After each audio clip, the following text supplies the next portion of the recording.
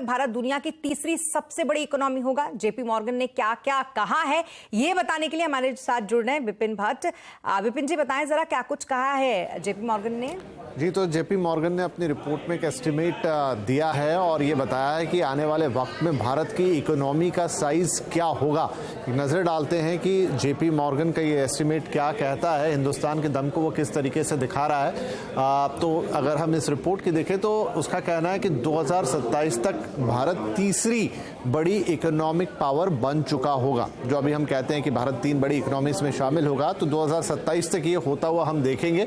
लेकिन किस दम पर ये होता हुआ दिखाई देगा, तो 2030 तक हमारी इकोनॉमी का साइज करीब 2 गुना हो जाएगा। आज हम करीब $3.5 ट्रिलियन के आसपास हैं, लेकिन 2030 तक हमारी इकोनॉमी जो है वो $7 ट्रिलियन की हो जाएगी। ये जेपी मॉर्गन का एस्टिमेट कहता है 2030 तक डबल होगा इकोनॉमी का साइज। अब इस इकोनॉमी में मैन्युफैक्चरिंग जो है वो ग्रोथ इंजन का काम करेगा। $7 ट्रिलियन तक पहुंचने के लिए मैन्युफैक्चरिंग पर बड़ा जोर होने वाला है। अलग अलग लेवल पर मैन्युफैक्चरिंग को बढ़ावा देने की कोशिश है और यही ग्रोथ का इंजन बनता हुआ दिखाई देगा। और उसी वजह से आप देख रहे हैं कि रिपोर्ट एक एस्टिमेट दिखाती है कि 2030 तक जो आज की तारीख में मैन्युफैक्चरिंग का योगदान है भारत की इकोनॉमी में, वो 17% से बढ़कर 2030 तक 25% पर पहुंचता हुआ नजर आएगा।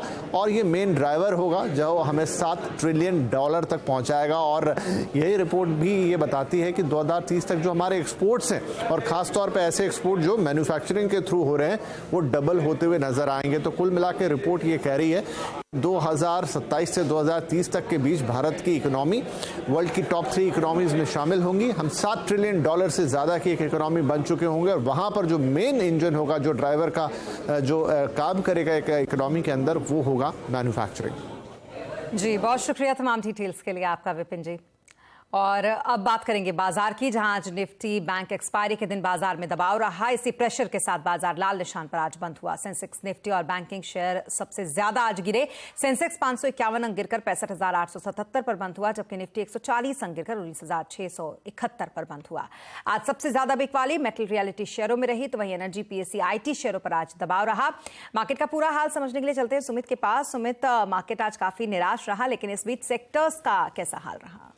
देखिए, सेक्टर स्पेसिफिक आज थोड़ा डिफेंसिव आ गया है। इसमें फार्मा ऐसे शेयरों में कुछ सपोर्ट आया, लेकिन आज बिकवाली थी फ्रंटलाइन बैंक्स में या फिर पीएसयू, जहां पर थोड़ा बहुत दबाव बनता हुआ दिखाई पड़ा। तो निफ्टी के टॉप गेनर्स की अगर बात करें तो उसमें आपको फार्मा दिखाई पड़ेगा, सिप्ला, रेड्डी, सन फार्मा, 3 नाम जो कि फार्मा के, और टाटा मोटर्स करीब करीब 2% की तेजी यहां आते हुए दिखाई पड़ी। बिकवाली रही बजाज फाइनेंस में, नंबर्स के बाद 3% नीचे, बजाज फिनसर्व 2% नीचे, एनटीपीसी 1.5% नीचे और एक्सिस बैंक करीब करीब 1.5% बिकवाली यहां आते हुए दिखाई पड़ी। मिड कैप के बढ़ने वाले शेयरों में आईआरबी इंफ्रा 6.5% ऊपर, आरती डायरेक्ट 6% ऊपर, रत्नामणि मेटल 6% ऊपर, एचएलई ग्लासकोट करीब 5.5% की तेजी यहां आई।